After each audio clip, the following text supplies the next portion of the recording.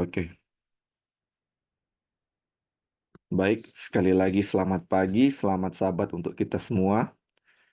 Hari ini hari Sabat tanggal 28 September tahun 2024. Kita akan melanjutkan kita punya pelajaran dari buku Everlasting Covenant atau Perjanjian Kekal. Dan kita sudah di chapter 28 ya, dan ini pertemuan ketiga dari chapter 28 yang judulnya Covenant of Promise.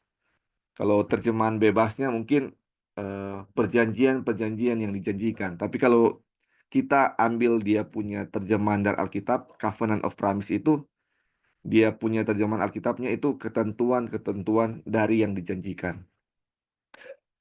Dan ini seperti dikatakan tadi, ini adalah pertemuan ketiga. Dan karena pertemuan kedua minggu lalu, kita akan review sedikit ya, supaya kita ada gambaran sedikit tentang apa yang sudah kita pelajari waktu lalu. Jadi ini pelajaran ini diawali dengan Efesus 2 ayat 11 dan 12.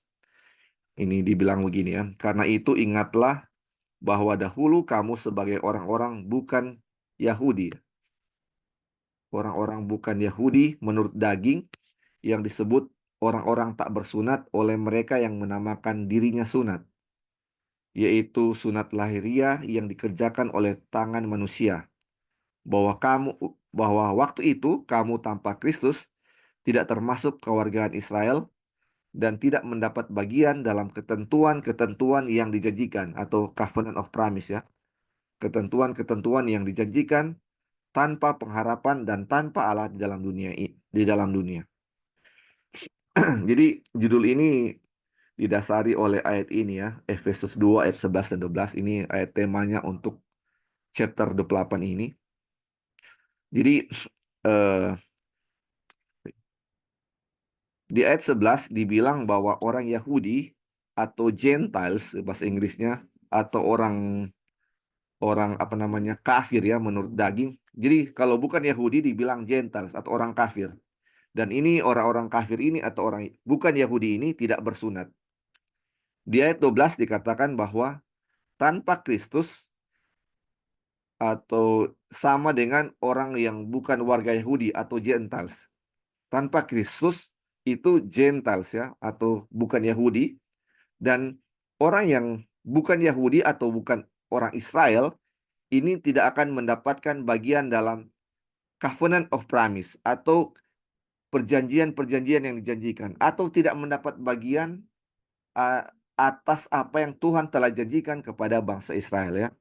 Dan dibilang ini tanpa pengharapan dan tanpa Allah di dalam dunia.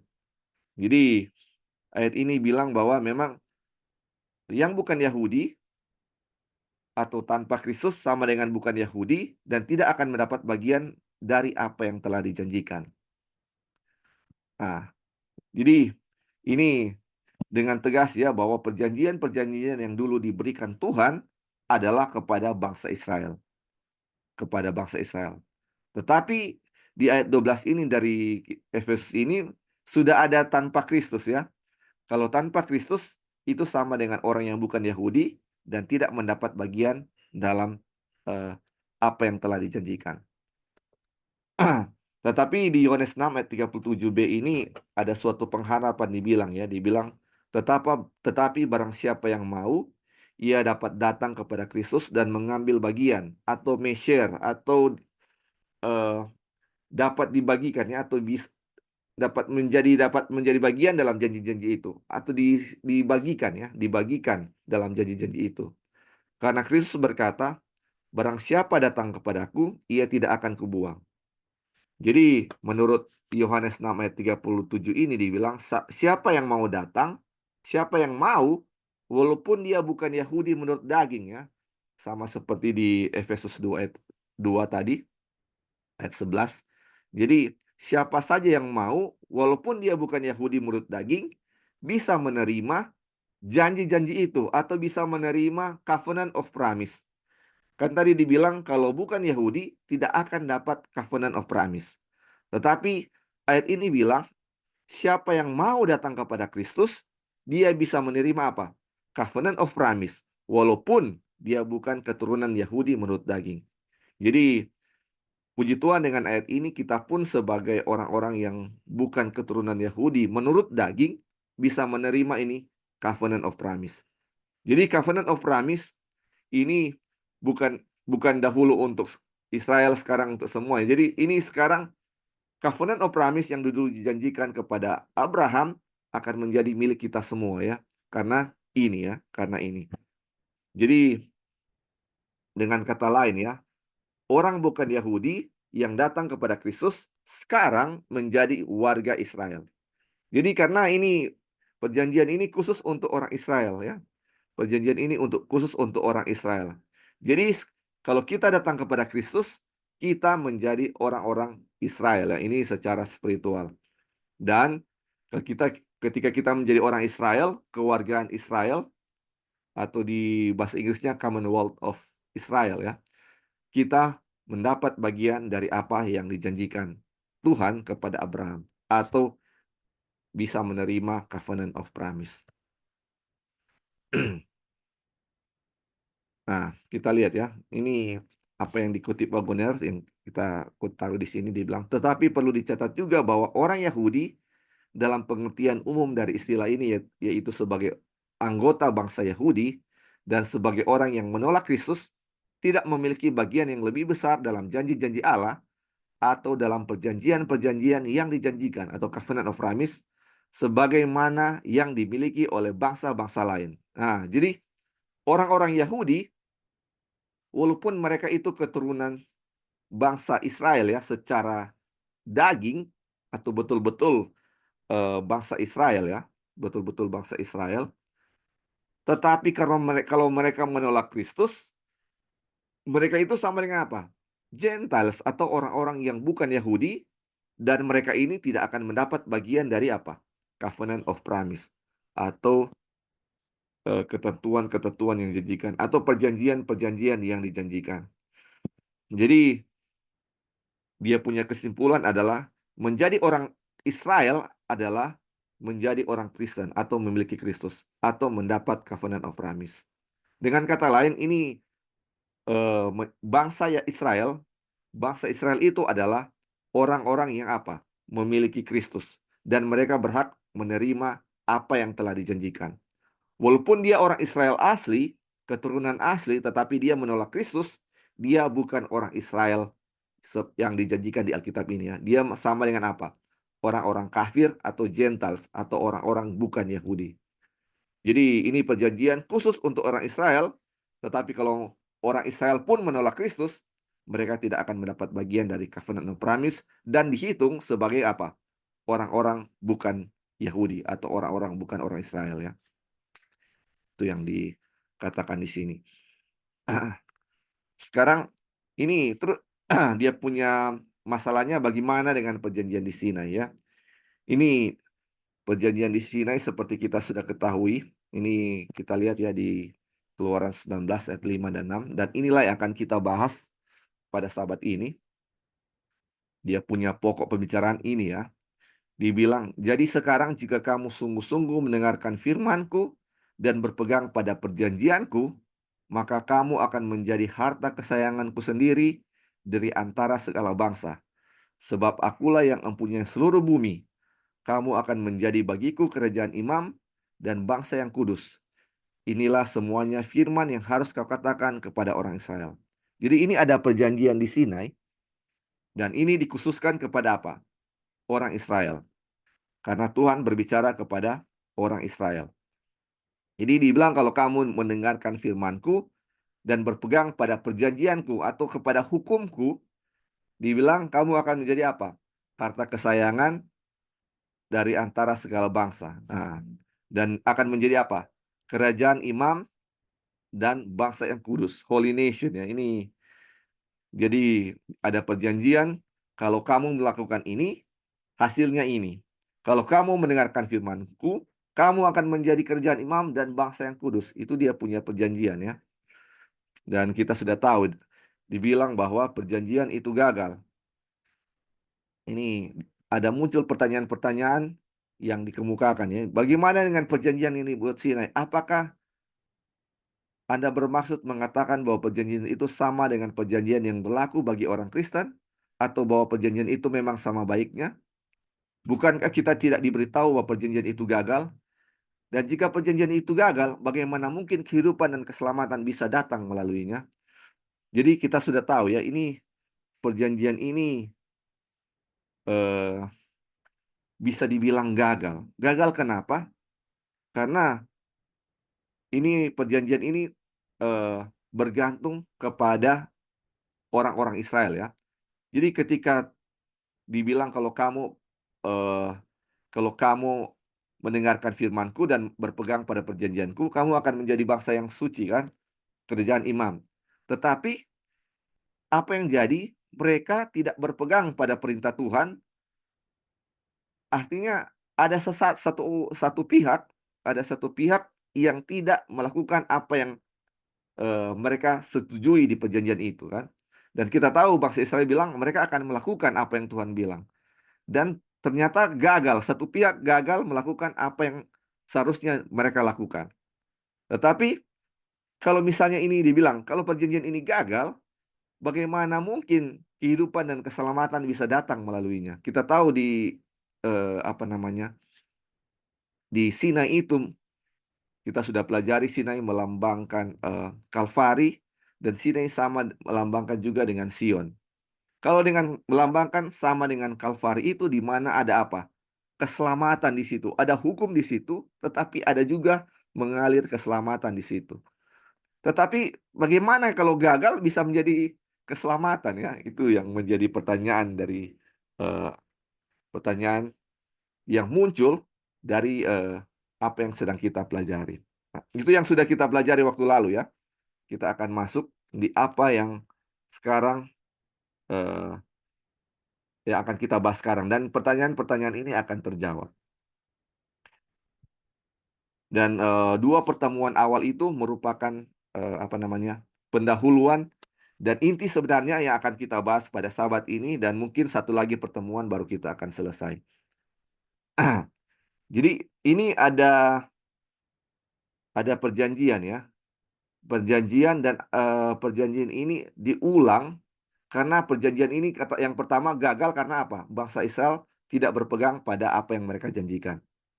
Ini kita baca ya apa yang ini sudah dibahas Kak Doven waktu lalu yang bagian-bagian akhir kita akan sedikit ulang ya dan kita akan masuk di pembahasan kita sahabat ini. Nah, dibilang begini.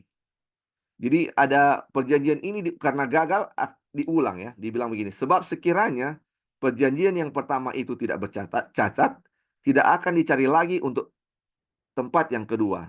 Jadi karena perjanjian yang dengan bangsa Israel itu gagal, ada perjanjian kedua. Mari kita lihat.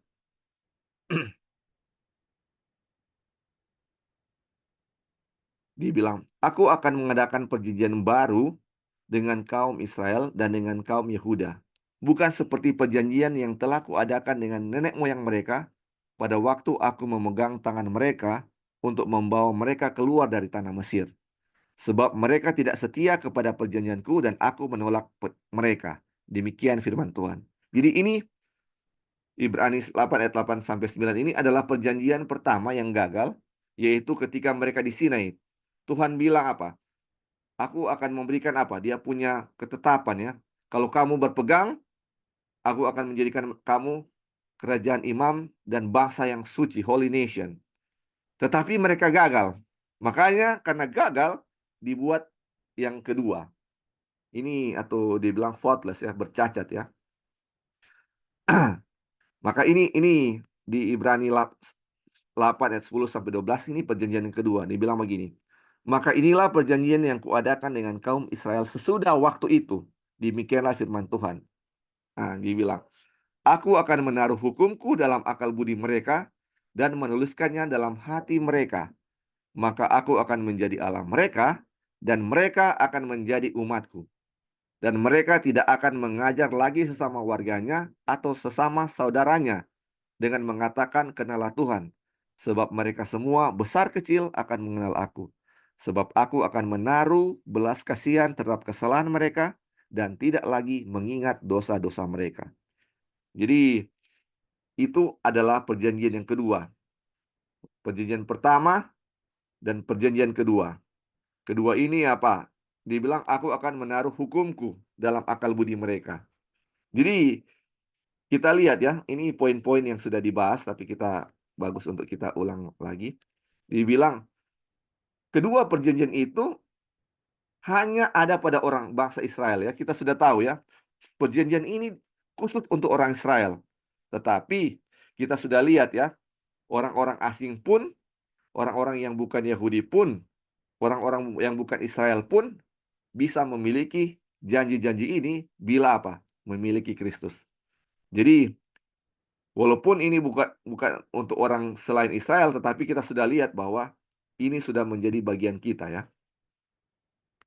Terus poin kedua dibilang, kedua perjanjian itu dibuat dengan kaum Israel, bukan dengan beberapa orang, bukan pula dengan bangsa yang terpecah belah, tetapi dengan kaum Israel dan kaum Yehuda, yaitu dengan seluruh umat Israel. Jadi ini perjanjian ini dibuat untuk seluruh orang Israel ya. Terus kita lihat ya di poin ke-6.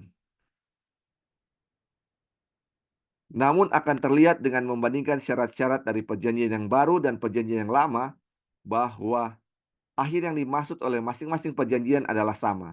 Jadi dia punya perjanjian pertama dan kedua, pertama gagal dan ada perjanjian yang kedua, ini dia punya tujuan sama. Perjanjian yang lama bilang apa? Jika kamu mendengarkan suaraku, perjanjian yang baru bilang apa? Aku akan menaruh hukumku dalam akal budi mereka dan menuliskannya di dalam hati mereka. Jadi, dibilang apa?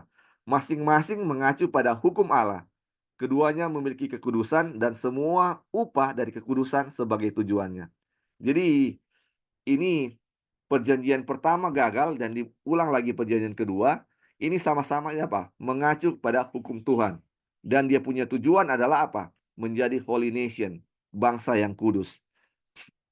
Nah, dia bilang dalam perjanjian di Sinai dikatakan kepada Israel, kamu akan menjadi bagiku kerajaan imam dan bangsa yang kudus. Nah, ini tujuannya ya. Itulah yang sebenarnya menjadi umat Allah, imamat yang rajani, bangsa yang kudus, umat kepunyaan Allah sendiri. Jadi, perjanjian ini diulang karena perjanjian pertama gagal, tetapi perjanjian pertama dan kedua sama-sama ya tentang hukum dan dia punya tujuan adalah menjadi kerajaan yang kudus atau bangsa yang kudus. Itu yang sudah kita bahas waktu lalu ya. Dan ini subjudul yang akan kita bahas saat ini ya. Jadi di dua pertemuan pertama adalah pendahuluan ya, bagaimana Tuhan coba melihat bahwa ada perjanjian di sana, perjanjian itu gagal dan diberi perjanjian yang baru.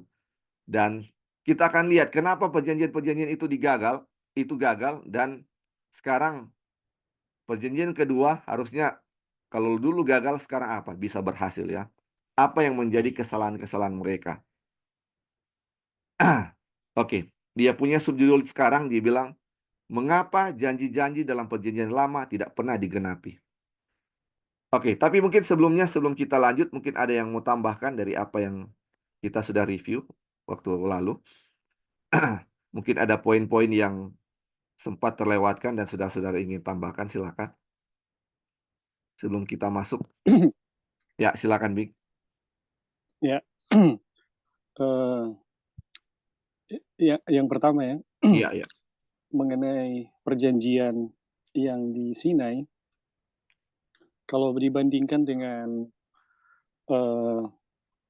buku kabar kesukaan ya, jadi apa yang Tuhan katakan ya, apabila kamu berpegang pada perjanjianku dan mendengarkan firmanku, maka kamu akan menjadi kesayanganku ya di Ya, umat muka Israel. bumi ini.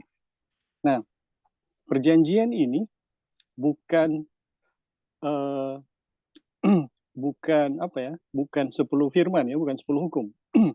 Tapi perjanjian yang dimaksud di ketika Tuhan mengatakan apabila kamu berpegang pada perjanjianku, itu adalah perjanjian yang telah dibentuk oleh Tuhan dengan Abraham. Nah ini yang harus kita pahami ya, karena Paulus sendiri mengatakan bahwa pemberian hukum Taurat itu tidak mungkin membatalkan satu perjanjian yang telah dibuat oleh Tuhan yang diteguhkan dengan sumpah, dibuat oleh Tuhan dengan sumpah terhadap Abraham. Jadi perjanjian yang dibuat oleh Tuhan itu yang apa ya, yang diinginkan ya supaya bangsa Israel berpegang itu adalah perjanjian Tuhan kepada Abraham. Nah, dan apabila kamu berpegang pada firmanku, mendengarkan firmanku, itu adalah 10 firman yang beberapa waktu kemudian diucapkan ya oleh Tuhan. Jadi bagaimana bangsa Israel menjadi pelaku firman ya, menjadi pelaku firman kita sudah eh, diskusikan ya pada minggu yang lalu. Itu adalah dengan berpegang pada perjanjian Tuhan yang Tuhan sudah buat kepada bangsa Israel, kepada Abraham ya, 400 tahun sebelumnya gitu. Jadi itu mengenai perjanjian ya, yang uh, yang di Sinai, yang Tuhan ucapkan, yang Tuhan maksudkan di Sinai. Kemudian berbicara mengenai perjanjian pertama dan perjanjian kedua, ya, atau perjanjian lama dan perjanjian baru itu dituliskan oleh Paulus ya, Ya, itu istilahnya diulas oleh Paulus di dalam kitab Ibrani. ya, Dan teman-teman, kalau kita membaca perjanjian pertama dan perjanjian kedua, ini sebenarnya adalah perjanjian yang satu gagal, yang satu berhasil ya. Perjanjian ya, pertama itu gagal, perjanjian yang kedua itu berhasil. Nah, perjanjian yang mana yang gagal? Apakah yang Tuhan buat dengan Abraham? Itu tidak mungkin, teman. ya, Abraham justru berhasil karena uh, dia berpegang pada perjanjian Tuhan pada akhirnya ya. Nah, kalau kita mengikuti pembicaraan ya Paulus dalam kitab Ibrani, dan kalau dilihat dalam bahasa asli, sebenarnya perjanjian yang gagal itu dalam bahasa Inggris dan bahasa Indonesia itu nggak tepat ya teman-teman. Tapi kalau bahasa asli itu sangat jelas. Sebenarnya bukan Tuhan yang membuat janji, tapi bangsa Israel. ya, ya. Jadi mana ayat tadi yang tadi uh, mana itu ya? Yang bilang bagaimana, Bing? Yang mengatakan uh, tunggu ya. Ini, oke. Pokoknya ada kegagalan bangsa Israel ya. Ah, bukan seperti perjanjian yang telah kuadakan dengan. Nah, ini kata-kata nggak tepat ini. Kata-kata dalam bahasa asli adalah perjanjian yang mereka buat kepadaku sehingga mereka gagal. Mereka tidak setia pada ketentuan-ketentuanku. Hmm. Jadi karena mereka yang berjanji, maka hasilnya adalah mereka tidak setia. Nah, minggu kemarin saya bacakan terjemahannya. Cuma ini kita nggak bawa laptop ya, kita di tempat yang tidak ada apa ya laptop. Jadi ini terjemahan ini kalau di dalam bahasa yang asli ya, ini adalah perjanjian bangsa Israel kepada Tuhan, dan inilah perjanjian yang pertama atau perjanjian lama, dan hasilnya adalah ketidaksetiaan. Nah, jadi teman-teman, kalau kita ikuti perjanjian pertama, itu adalah kalau seperti ini ya, kalau terjemahannya seperti itu memang jelas ya, karena manusia yang berjanji, bukan yang apabila kamu berpegang pada perjanjianku ya, bukan itu. Hmm. Tetapi yang mereka katakan, ya kami akan melakukan. Itu sebenarnya perjanjian yang pertama. Dan itu hasilnya gagal. Dan teman-teman, kalau kita baca terus ya, tulisan Paulus dalam Ibrani 8 sampai Ibrani pasal 10 kalau nggak salah, itu akan usang dan ditinggalkan, bahkan ditiadakan. Nah kan tidak mungkin perjanjian yang Tuhan buat kepada Abraham itu menjadi apa ya, menjadi usang, menjadi kemudian ditiadakan. Itu tidak mungkin. Nah, perjanjian apa yang usang yang kemudian uh, menjadi lama, menjadi tua dan kemudian ditinggalkan? Ya, sudah pasti ya. Itu perjanjian yang mereka buat kepada Tuhan Hmm. sebagai respon dari kata-kata Tuhan ya, apabila kamu berpegang pada perjanjianku dan mendengarkan firmanku. Jadi perjanjian ini yang kalau kita lihat, ini yang gagal. Inilah perjanjian pertama atau perjanjian eh, apa ya? Perjanjian lama. Dan hasilnya ya pasti gagal. Tapi teman-teman, kalau perjanjian kedua itu adalah perjanjian baru ya, di mana Tuhan akan menuliskan hukumku, ya, hukumnya atau hukumku ke dalam hati manusia yang berdosa. Nah, ini sama persis dengan perjanjian yang sebenarnya sama persis dengan perjanjian yang Tuhan buat di Sinai sebenarnya, yaitu apabila engkau berpegang pada perjanjianku, yaitu perjanjian yang dibuat kepada Abraham. Ini sama persis, teman-teman. Jadi perjanjian pertama itu adalah perjanjian manusia kepada Tuhan untuk setia kepada firman-Nya. Sedangkan perjanjian kedua atau perjanjian baru itu adalah perjanjian Tuhan ya kepada manusia untuk membuat mereka jadi setia atau membuat mereka menjadi pelaku pelaku hukum Tuhan. Dan hasilnya memang seperti itu. Oke, mungkin sampai di situ dulu. Terima kasih. Ya. Terima kasih, Bing. Jadi ini lebih jelas ya. Memang ini yang menjadi sejujur ya, secara pribadi saya sedikit bingung di awal ya, kenapa ada di awal-awal dikasih perbedaan antara eh, Tuhan dan manusia.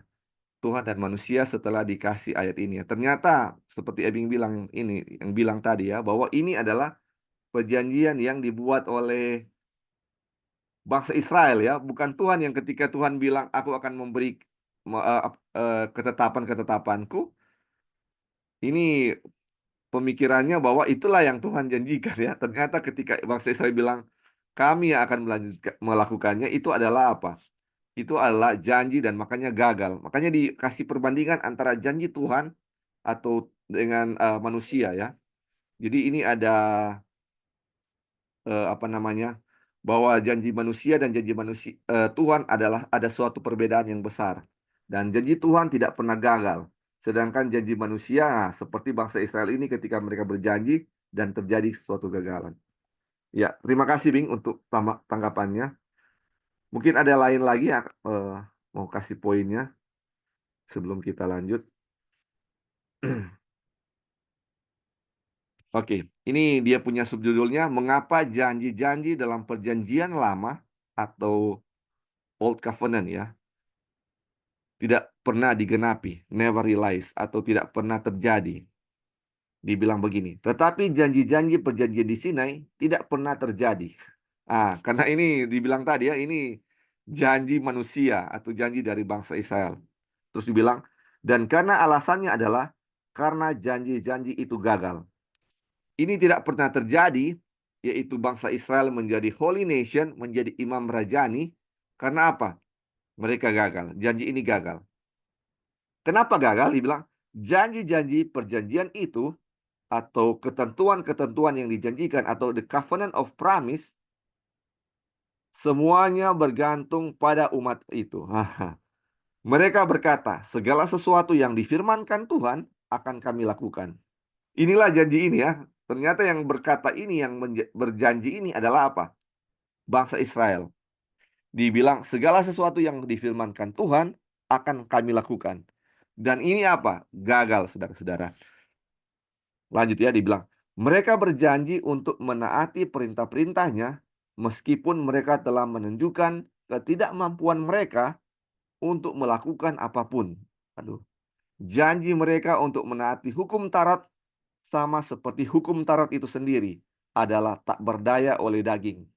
Oleh karena itu, kekuatan perjanjian itu hanyalah kekuatan hukum Taurat, yaitu maut. Aduh, luar biasa ini saudara-saudara. Ini janji manusia bahwa mereka akan melakukan apa yang Tuhan bilang atau melakukan hukum Taurat ya.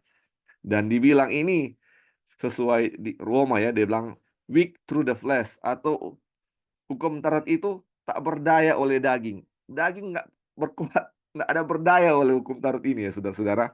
Makanya kekuatan perjanjian ini yang mana mereka bilang segala sesuatu yang difirmankan Tuhan akan kami lakukan, dia punya kekuatan yaitu apa? Maut. Kekuatannya maut. Jadi ini gagal karena tidak pernah mampu dilakukan oleh orang-orang yang berjanji itu atau orang-orang bangsa Israel. Lanjut ya dibilang. Lalu mengapa perjanjian itu dibuat? Nah, untuk alasan yang sama ketika hukum Taurat diucapkan dari Gunung Sinai, Dibilang apa? Karena pelanggaran atau transgression. Tuhan mengatakan bahwa itu karena mereka tidak berpegang teguh pada perjanjianku, mereka telah meremehkan perjanjian yang kekal atau everlasting covenant yang telah Tuhan buat dengan Abraham. Dan oleh karena itu, dia membuat perjanjian ini dengan mereka sebagai saksi melawan mereka. Aduh, ini Tuhan tahu bahwa perjanjian ini akan gagal. Tetapi kenapa masih dibuat perjanjian ini? Kenapa dia masih izinkan bangsa Israel berjanji? Ini sebagai saksi untuk melawan mereka bahwa kekuatan mereka tidak mampu untuk apa? Menaati hukum Taurat. Tidak mampu untuk menaati apa yang mereka janjikan. Hukum Taurat itu tak berdaya oleh daging. Ini sangat luar biasa, saudara-saudara. Oke, sampai di subjudul ini, saudara-saudara, ada yang mau tambahkan? Ini luar biasa dia punya poin di sini tentang kenapa janji tidak pernah terjadi ya, atau eh, perjanjian ini tidak pernah terjadi atau dikenapi. Oke, mungkin ada yang, kalau tidak ada kita lanjut ya, saudara-saudara. Nih, perjanjian dengan Abraham sudah cukup. Ini yang disinggung Ebing tadi ya, dibilang perjanjian yang kekal dengan Abraham adalah perjanjian iman. Perjanjian itu bersifat kekal dan oleh karena itu pemberian hukum Taurat tidak dapat membatalkannya. Nah, ini yang disinggung tadi ya Ebing bilang ya. Jadi ini perjanjian ini bersifat kekal dan ketika di Sinai ini tidak dapat membatalkannya ya. Ini dia bilang. Perjanjian itu diteguhkan oleh sumpah Allah dan oleh karena itu hukum Taurat tidak dapat menambahkan apapun padanya. Jadi perjanjian dengan Abraham ini bukan ini yang gagal ya, tetapi perjanjian dengan bangsa Israel di Sinai itulah yang gagal. Perjanjian dengan Abraham itu adalah apa? Dibilang everlasting covenant. Perjanjian yang kekal. Dan hukum Taurat tidak dapat dibatalkan karena ini. Perjanjian ini apa? Diteguhkan oleh sumpah Allah. Terus dibilang, karena hukum Taurat tidak menambahkan apapun pada perjanjian itu, namun tidak bertentangan dengan janji-janjinya, maka hukum Taurat terkandung di dalam janji-janjinya. Perjanjian Allah dengan Abraham memberikan jaminan kepada Abraham dan keturunannya akan kebenaran hukum Taurat melalui iman. Bukan karena perbuatan, tetapi karena iman. Aduh, ini luar biasa. Jadi, perjanjian antara Allah dan Abraham ini dibilang karena iman ya. Dia punya landasan adalah iman. Dibilang karena Tuhan ini tidak menambahkan apapun ketika Tuhan memberikan hukum Taurat kepada bangsa Israel. Jadi perjanjian dengan Abraham ini ada terkandung hukum Taurat ini ya, di dalam janji-janji itu. Jadi perjanjian Abraham dengan Allah itu ada isinya adalah hukum Taurat juga di dalam situ. Tetapi kenapa kalau bangsa Israel itu gagal, Abraham tidak gagal? Abraham tidak gagal, bangsa Israel gagal akan janji-janji ini. Padahal sama-sama ada unsur hukum Taurat di dalam janji-janji itu. Dia punya jawaban adalah apa? Bukan karena perbuatan, tetapi karena iman. Dibilang waktu itu, Abraham percaya akan apa yang Tuhan telah janjikan kepadanya. Tetapi apa yang terjadi kepada bangsa Israel bilang apa? Segala sesuatu yang kamu lakukan, segala sesuatu yang kamu katakan akan kami lakukan. Mereka mau untuk eh, melakukan apa yang Tuhan janjikan dengan perbuatan mereka. Dengan perbuatan mereka. Tetapi Abraham dengan percaya, dengan imannya ya. Inilah perbedaannya. Kenapa mereka gagal? Karena mereka mau untuk melakukan apa yang Tuhan eh, katakan kepada mereka dengan apa? Perbuatan mereka. Aduh, ini perbuatan dan iman. Dia punya perbedaan di sini. Oke, oke. Sampai di sini ada yang mau tambahkan? Ini cukup jelas ya saudara-saudara dan ini sudah sering sekali kita bahas tentang bahasan ini ya. Oke, kita lanjut. Dia punya skopnya atau dia punya cakupannya ya. Perjanjian dengan Abraham begitu luas cakupannya sehingga mencakup semua bangsa, bahkan semua kaum di muka bumi, atau dibilang the families of the earth ya. Perjanjian itulah yang didukung oleh sumpah Allah, yang olehnya kita sekarang memiliki keyakinan dan pengharapan untuk datang kepada Yesus, yang di dalam dirinya perjanjian itu diteguhkan. Jadi perjanjian dengan Abraham ini dia punya cakupan luas ya. Dibilang bahkan kepada semua bangsa di muka bumi ini, semua kaum, semua keluarga, family, semua keluarga di muka bumi. Jadi itu mencakup kita juga. Dan perjanjian ini didukung oleh apa? Dibilang sumpah Allah ya. Didukung oleh sumpah Allah. Dibilang, melalui perjanjian itu dan hanya melalui perjanjian itu, setiap orang menerima berkat Allah karena salib Kristus secara sederhana membawa berkat Abraham kepada kita. Jadi ini dibilang salib Kristus membawa berkat Abraham kepada kita. Jadi ini di mana salib Kristus itu bagaimana kita percaya kepada ketika kita percaya kepada Kristus, kita menjadi bangsa Israel ya, secara spiritual dan berhak menerima apa? Janji-janji ini. Jadi kita pun ini, makanya ini semua mencakup kita semua karena kita pun sudah menjadi bangsa Israel ya. Karena ketika kita percaya kepada Yesus yang telah mati di kayu salib, kita menjadi apa? Orang-orang dibilang Commonwealth of Israel atau orang persemakmuran atau menjadi warga Israel. Walaupun kita sebenarnya bukan warga Israel, tapi karena kematian Kristus, ketika kita menerima Kristus, kita menjadi warga Israel dan berhak menerima janji-janji ini. Dan janji-janji ini seperti bilang tadi, ada mencakup hukum seperti yang Tuhan katakan kepada bangsa Israel ya.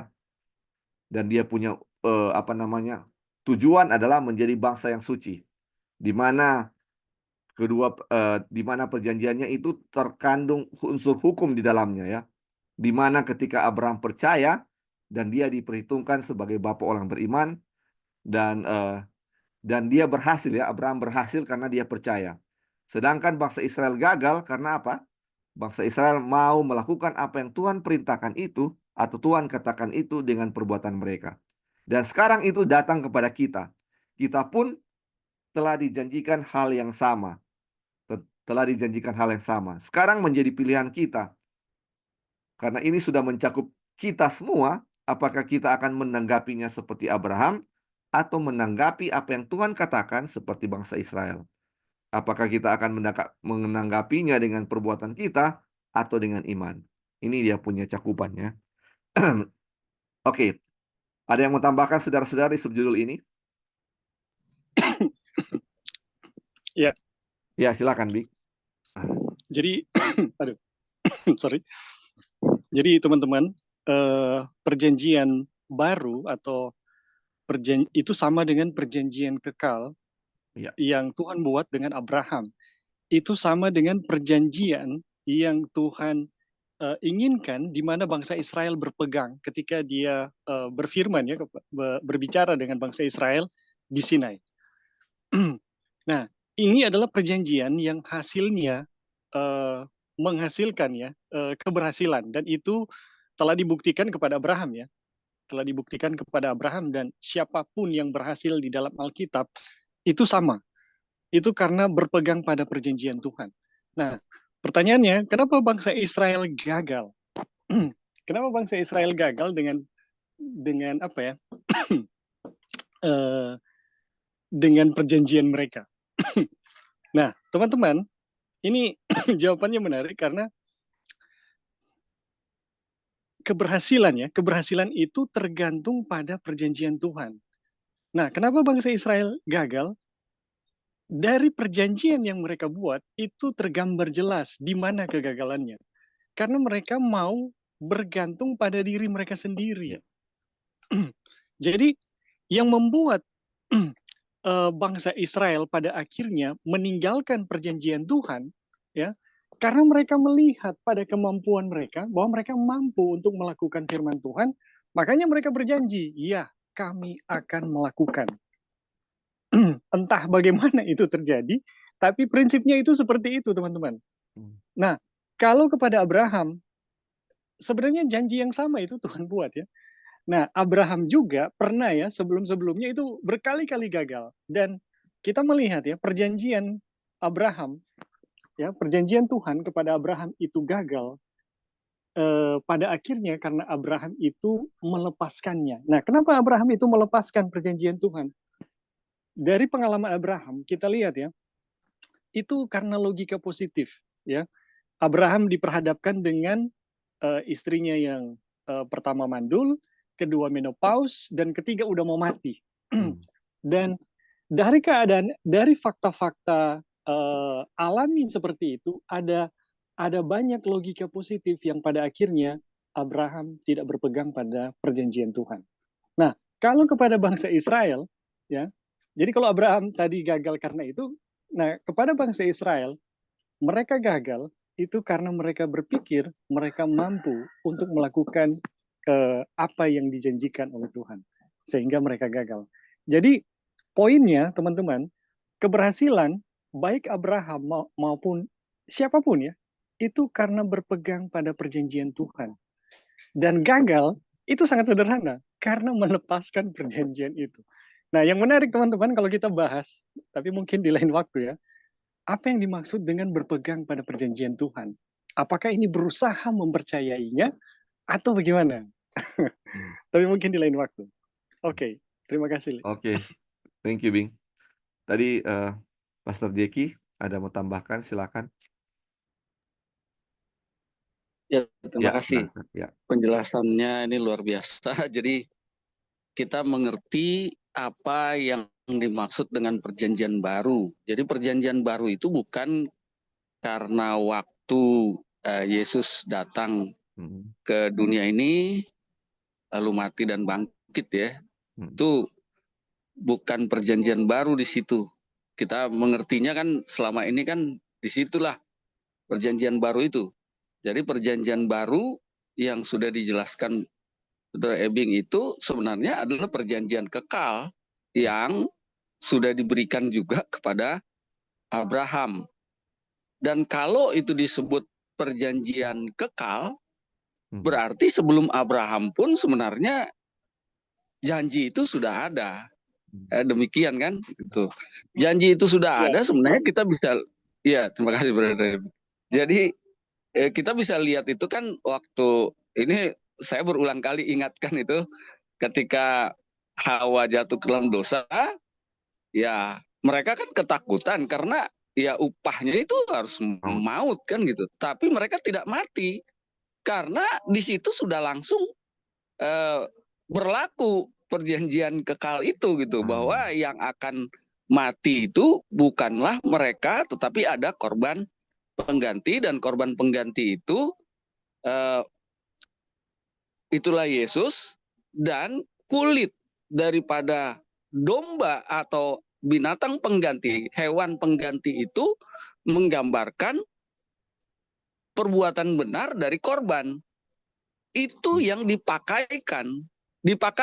Jadi belum ada di situ perbuatan-perbuatan apapun yang dilakukan oleh Hawa dan juga Adam. Dan selanjutnya begitu ya.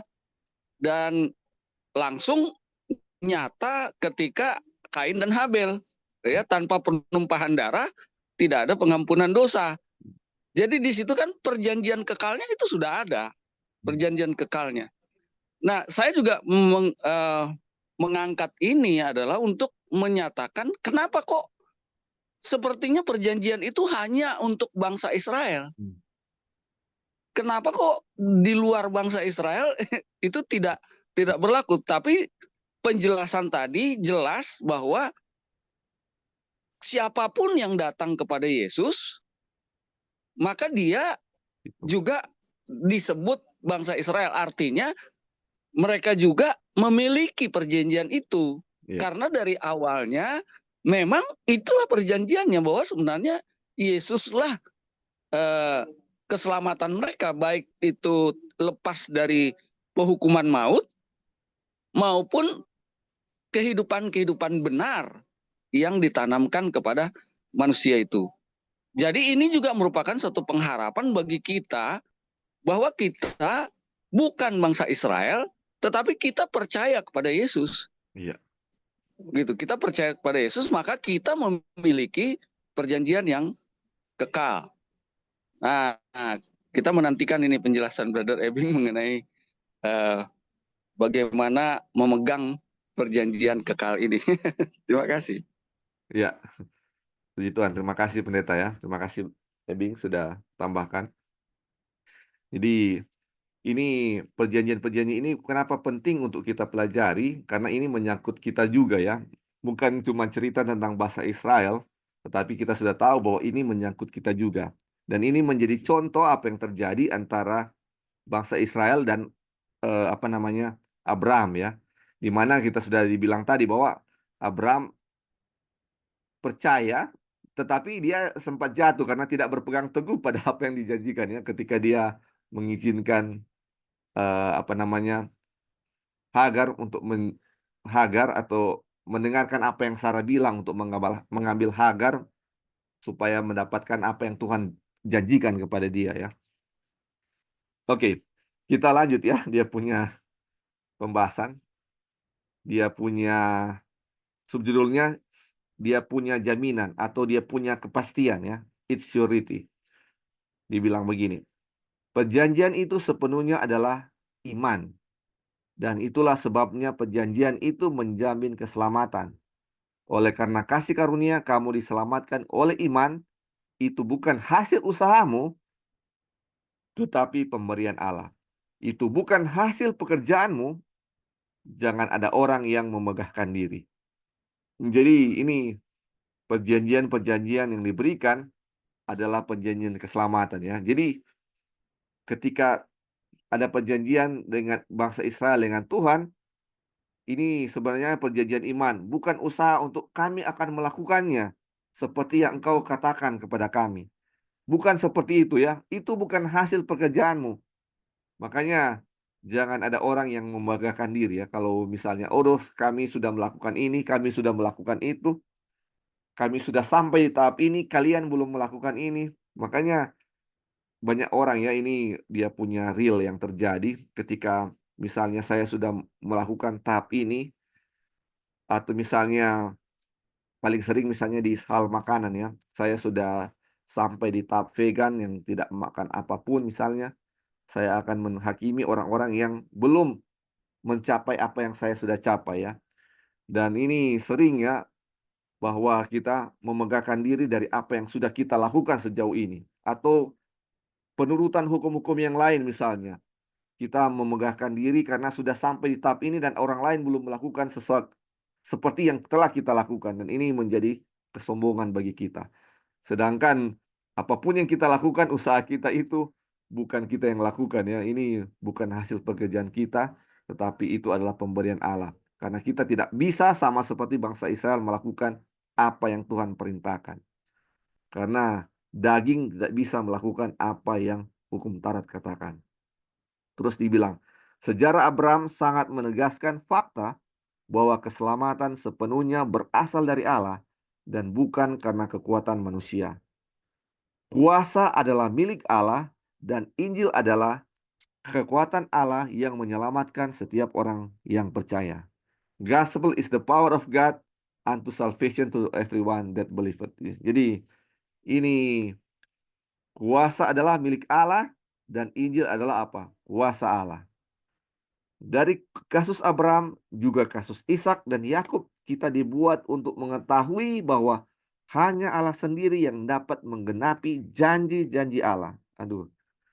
Mereka tidak mendapatkan apapun dengan hikmat atau keahlian atau kekuatan mereka sendiri. Semuanya adalah pemberian dari Allah. Dia memimpin mereka dan Dia melindungi mereka. Saudara-saudara, ini luar biasa ya. Ini bagus sekali ini pelajaran ini. Jadi dari apa yang sudah kita pelajari dari Abraham, Ishak dan Yakub, kita bisa lihat ya bahwa apapun yang Tuhan janjikan kepada mereka, Dialah yang akan menggenapi janji-janjinya. Seperti ketika Dia berjanji kepada Abraham akan memberikan keturunan yang banyak, yang tak terhitung.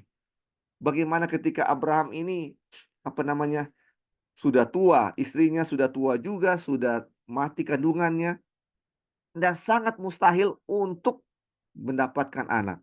Tetapi ini Tuhan sudah berjanji bahwa dia akan mendapatkan anak. Dan apa yang dilakukan Abraham ketika dia mencoba untuk membantu, ya ini kayak kesalahan positif seperti dibilang Ebing tadi ya. Ini dia coba membantu Tuhan dengan dia punya skill atau dia punya eh, apa namanya? Dia punya kemampuannya ya, dia mau bantu Tuhan ketika dia ambil apa? Hagar untuk menjadi apa? Untuk mendapatkan apa yang Tuhan janjikan kepadanya ya.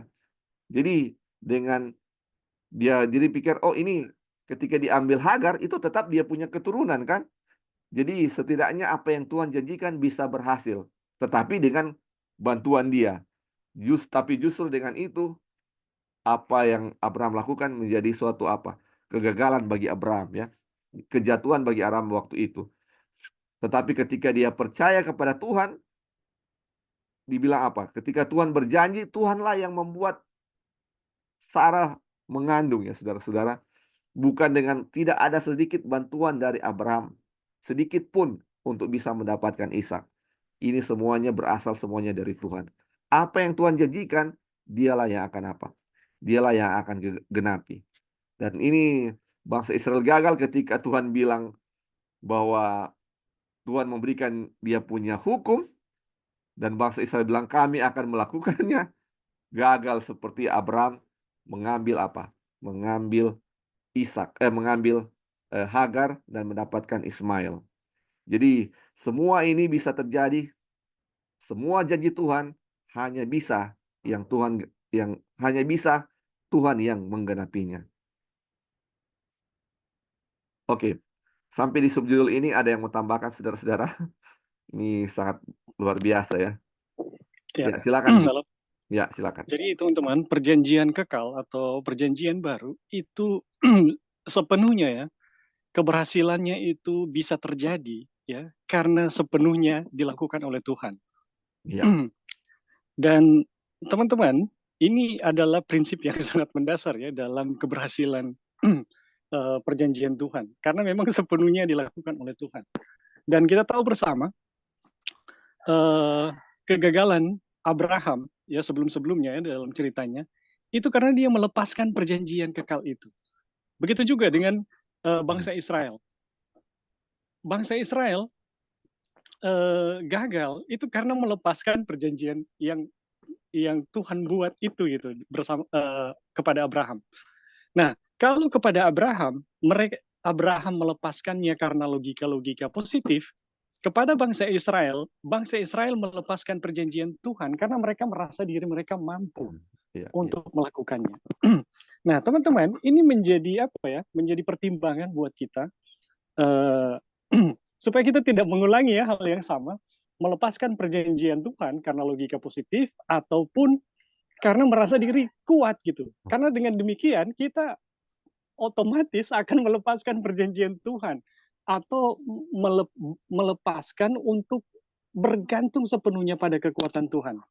Nah, teman-teman, di akhir zaman. Halo. Ya, bisa dengar, bisa. Ya, di akhir zaman ada satu hal yang baru, yaitu dengan berusaha untuk percaya, teman-teman. Jadi saya dulu ya sempat terjebak di situ. Jadi karena kita tahu sepenuhnya adalah oleh iman, jadi kita berpikir bagaimana supaya iman itu muncul. Oh, dengan berdoa, dengan baca Alkitab, atau dengan bersaksi dan lain-lain ya. Jadi kita berusaha untuk itu supaya ada iman, dan hasilnya teman-teman ya sama. Kita mengulangi sejarah bangsa Israel yang gagal dan sejarah Abraham yang gagal dengan mengusahakannya. Nah, ternyata teman-teman, apa yang dimaksud dengan berpegang pada perjanjian Tuhan itu bukan mengusahakan untuk percaya. Kalau kita baca bahasa asli ya, berpegang itu kayak kita itu artinya menjaga, tapi pengertiannya adalah kayak kita membangun kandang ya, ada pagar di mana Misalnya ya, kita punya ayam, supaya ayam kita tidak keluar dari kandang, kita harus buat pagar gitu. Hmm. Kita harus buat pagar. Nah, teman-teman, pengertian berpegang dari perjanjian Tuhan itu seperti itu. Dan ini terjadi dalam pikiran. Artinya apa? Kita harus menjaga, teman-teman, di dalam segala kesibukan kita, perjanjian Tuhan itu tidak boleh hilang dalam ingatan kita. Kalau teman-teman pernah baca dalam Mazmur ya, aku dalam hatiku aku menyimpan janjimu supaya aku tidak berdosa terhadapmu. Teman-teman, ini rahasia bagaimana supaya kita tidak berdosa adalah bagaimana janji itu tetap ada di dalam kesadaran kita. Dan inilah artinya berpegang pada perjanjian Tuhan. Kenapa Abraham pada akhirnya gagal? Ya, karena di dalam kesadarannya dia berpikir bahwa apa yang digagaskan oleh Sarah itu yang benar gitu. Jadi nggak mungkin ini kita mau dapat anak kalau kita nggak dapat istri baru misalnya. Ya. Dan seterusnya dan seterusnya. Ada logika-logika positif yang mempengaruhi sehingga firman Tuhan yang Tuhan janjikan bahwa dia akan memiliki keturunan itu gagal karena logika-logika positif. Begitu juga bangsa Israel, teman-teman. Karena mereka melihat pada diri mereka firman Tuhan atau perjanjian Tuhan yang Tuhan buat kepada Abraham yang akan menjamin ya keberhasilan mereka sampai tanah Kanaan bahkan sampai kekekalan itu hilang karena mereka merasa diri mereka kuat. Musa pun sama, teman-teman. Waktu mau melepaskan bangsa Israel, Tuhan telah berjanji ya, firman Tuhan secara khusus kepada Musa, dia yang akan memimpin. Tapi waktu dia merasa diri kuat, ya baru tamat dari sekolah dan dia tamatan terbaik, dia merasa dia mampu untuk melakukan. Dan yang terjadi, dia gagal. Iya. Dan teman-teman, bagaimana kita berpegang pada perjanjian Tuhan? Itu dari pengalaman-pengalaman ini, pengalaman-pengalaman dari tokoh-tokoh Alkitab yang jatuh, kita melihat bahwa dengan berserah penuh pada apa yang Tuhan firmankan, atau berpegang mau bilang, kita harus lepas ya ini logika-logika positif, logika-logika positif dan kesadaran tentang perjanjian ini kalau dijaga terus dalam pikiran, maka perjanjian Tuhan yang Tuhan buat itu akan menjaga kita untuk tidak berdosa. Oke, mungkin itu aja dulu. Terima Ya. kasih. Thank you, Bing. Jadi, walaupun itu logika positif, itu merupakan suatu kegagalan sama seperti ketika bangsa Israel mau melakukannya dengan kesadaran mereka untuk melakukannya dengan kekuatan mereka ya. Itu sama-sama gagal ya. Jadi, Betul. ya, apapun yang dibilang dengan selain Tuhan yang melakukannya, itu adalah sama-sama gagal ya. Jadi ketika kita melakukan apapun selain Tuhan yang melakukannya, walaupun yang tadi dibilang logika-logika positif, itu sama dengan sesuatu kegagalan seperti ketika bangsa Israel mau melakukan apa yang Tuhan janjikan kepada mereka, atau Tuhan katakan kepada mereka. Makanya di saat sekarang ini juga saudara-saudara, banyak sekali logika-logika positif yang ada ya saudara-saudara.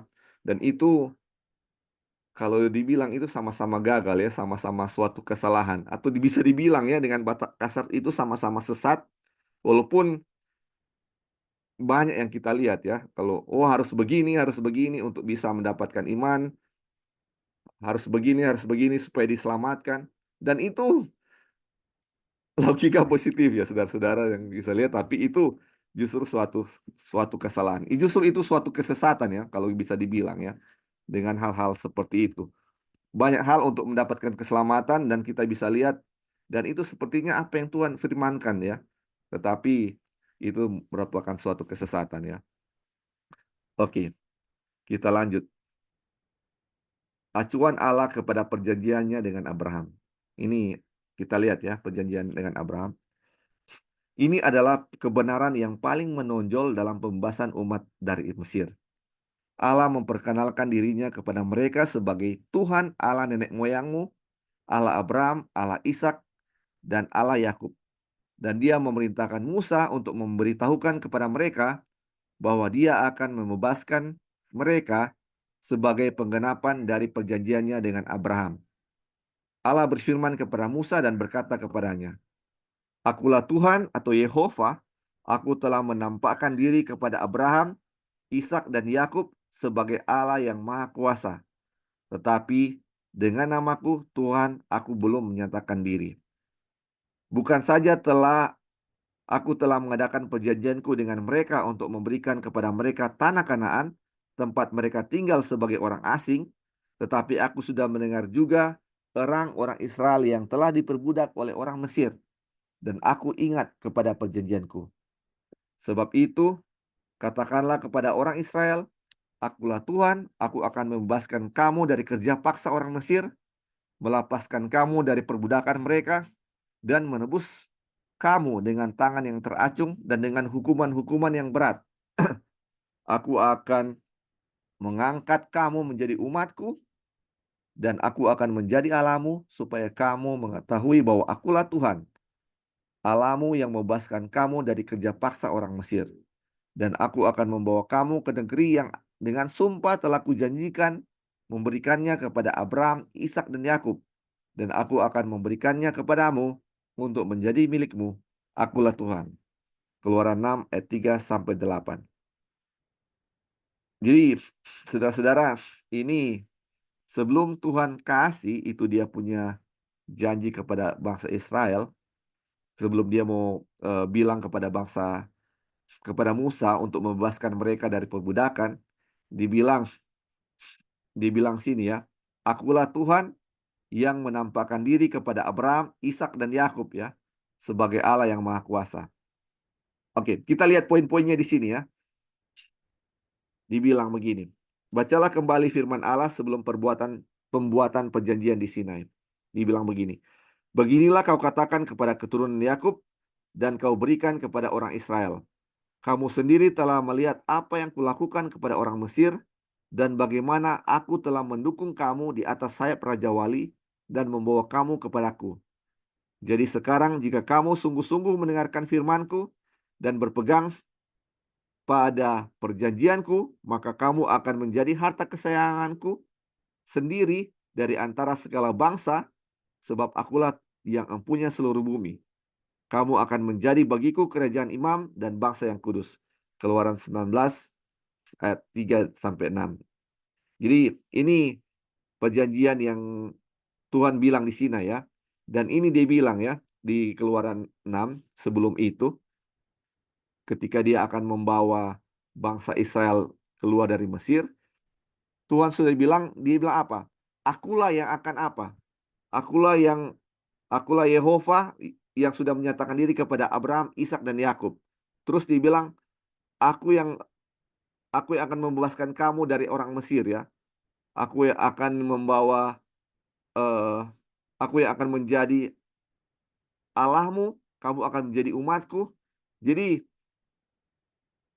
dibilang, bukan saja aku telah mengadakan perjanjianku dengan mereka untuk memberikan kepada mereka tanah Kanaan tempat mereka tinggal, tetapi aku sudah mendengar juga orang Israel yang telah diperbudak oleh orang Mesir, dan aku ingat kepada perjanjianku. Jadi ini perjanjian-perjanjian sebelum di Kejadian 19 ini, Keluaran 19 ini, apa yang Tuhan telah berikan kepada Israel. Dia sudah berikan contoh bahwa segala sesuatu yang mereka mau lakukan, itu dia yang akan lakukan. Akulah yang akan bikin. Aku yang membebaskan kamu, aku yang akan melakukan segala sesuatu. Aku yang melakukan segala sesuatu yang aku janjikan kepada kamu ya, dibilang seperti itu. Nah, ketika dia kasih di Sinai, dia sebenarnya sudah kasih contoh bahwa dialah yang akan melakukan apa yang dia sudah bilang sebelumnya. Tetapi apa yang terjadi saudara-saudara? Apa yang terjadi di sini?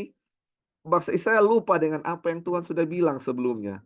Ketika dia bilang aku yang melakukan, mereka sendiri yang melakukannya ya. Padahal sebelum-sebelumnya Tuhan sudah bilang bahwa dia yang akan melakukannya. Dan ini menjadi kesalahan atau kegagalan dari apa? Bangsa Israel. Oke. Sampai di sini saudara-saudara. Ada yang mau tambahkan?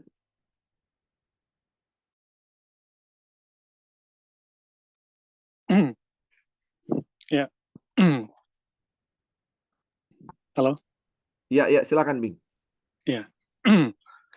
Jadi teman-teman, ini menarik sekali.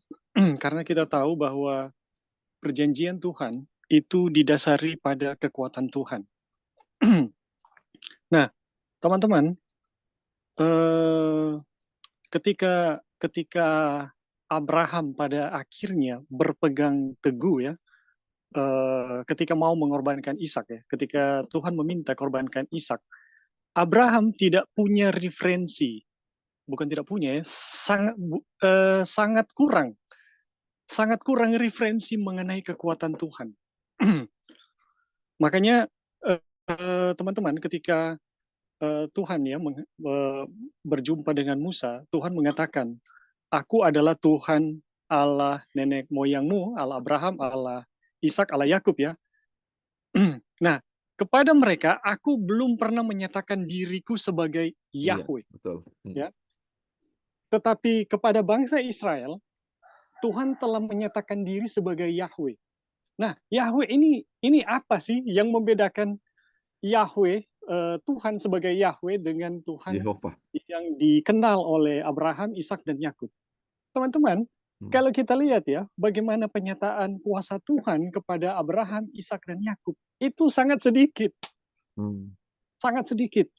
Nah, jadi teman-teman, apa yang kita tahu bahwa bagaimana sih Yahweh itu? Apa sih Yahweh itu? Ternyata Yahweh itu teman-teman, itulah penyataan, itulah ketika Tuhan menyatakan diri kepada bangsa Israel dengan manifestasi kuasa yang kita bisa bilang maha dahsyat ya, maha dahsyat. Di mana ahli-ahli dari Mesir itu menyaksikan belum pernah ada Allah manapun di bumi yang melakukannya.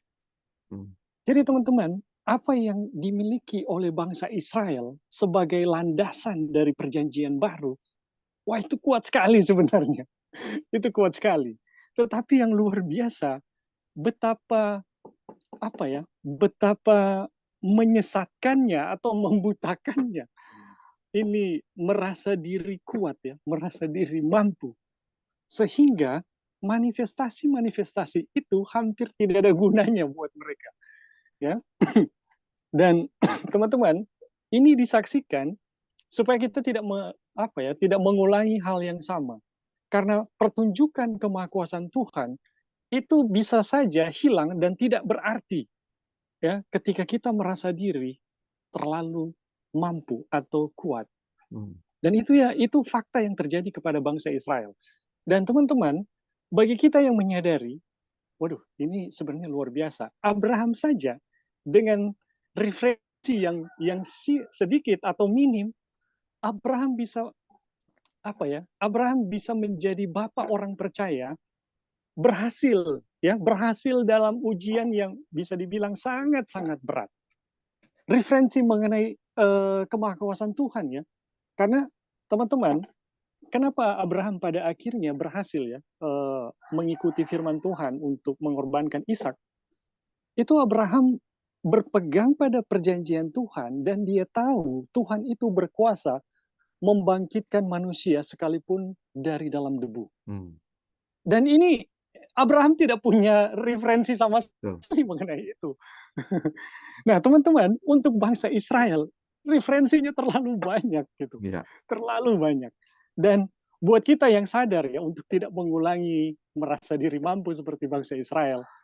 Waduh, ini sebenarnya sangat-sangat kuat ya untuk memberkati kita bagaimana Tuhan menggenapi setiap perjanjian. Oke, mungkin sampai sini. Amin, haleluya. Amin. Mungkin ada tambahan dari Pendeta Jeki? Wah, ini memang puji Tuhan. Jadi saya dapat pemikiran tentang tadi apa tuh logika positif ya. Iya. Dan kayaknya kita ini banyak sekali ini logika positif yang ada ya. Betul. Dan terima kasih tambahannya bagaimana Yahweh itu ditunjukkan ya justru kepada bangsa Israel ya. Tapi ternyata bangsa Israel gagal. Jadi bangsa Israel ini dituliskan sebagai contoh kegagalan kalau mau Betul. kalau mau dibilang ya, sampai kemudian mereka menolak Yesus. Padahal kalau kita lihat arti nama daripada Israel kan sebenarnya adalah pemenang. Nah, ini adalah miris sekali ya. Ini miris sekali. Tapi kenapa ada nama Israel? Itu juga sebenarnya karena ada pergumulan dari Yakub. Dan saat itu Yakub betul-betul kalau mau dibilang tidak bisa lagi melakukan apa-apa lagi. Iya, Dia hanya bisa berpegang. bergantung sepenuhnya kepada Tuhan. Makanya disitulah dia dibilang pemenang. Jadi semua ya udah Tuhan saja kan gitu. Jadi terima kasih penjelasan-penjelasan yang sudah diberikan lebih mengarahkan kita. Jadi sekarang ini ada ada yang bangga menjadi Israel gitu.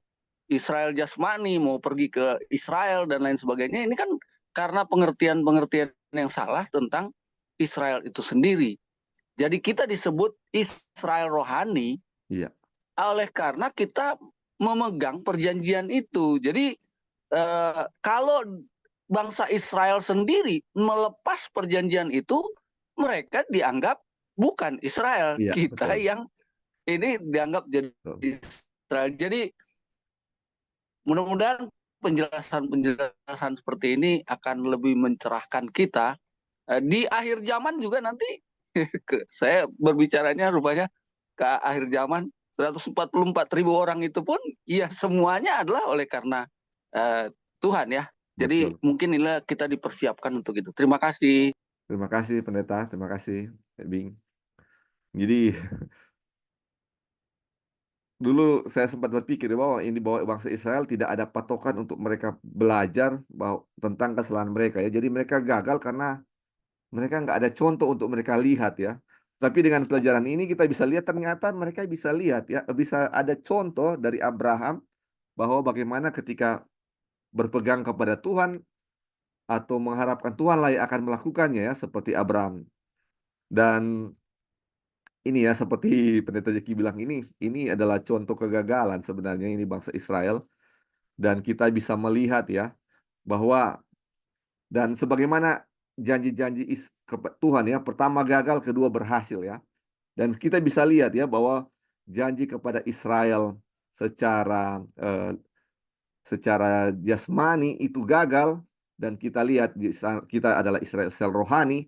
Dan yang kedua pasti berhasil ya di generasi kita walaupun kelihatannya lebih buruk daripada bangsa Israel, tetapi perjanjian ini akan berhasil. Seperti dibilang tadi, Israel itu adalah artinya pemenang dan kita ini akan menjadi pemenang Israel spiritual ketika apa? Sama seperti Yakub dibilang pemenang karena apa? Sepenuhnya bergantung kepada Tuhan. Dan kita bisa melihat kegagalan bangsa Israel, bagaimana juga dari Abraham, banyak hal yang kita bisa contoh dan kita lihat ya, ini pelajaran-pelajaran ini memberikan kepada kita bahwa kita akan bisa berhasil ya, ketika kita bergantung sepenuhnya kepada Tuhan. Oke, kita baca ya, ini subjudul terakhir.